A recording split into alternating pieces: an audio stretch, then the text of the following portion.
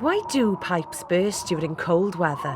When temperatures plummet, the water in your pipes and taps can freeze. Frozen water expands and can crack even the strongest metal pipe.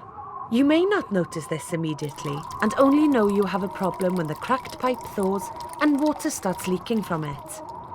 Extremely cold weather followed by a thaw can also cause the ground to move, damaging and bursting pipes on our network.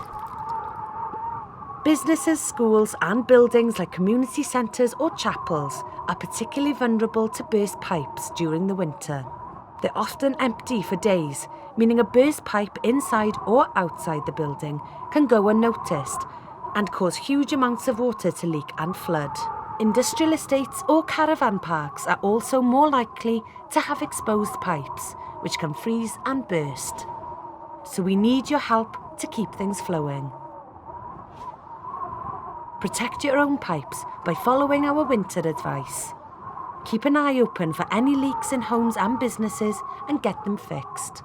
Help spot any leaks on our network so we can fix them quickly. Welsh Water. For you, not for profit.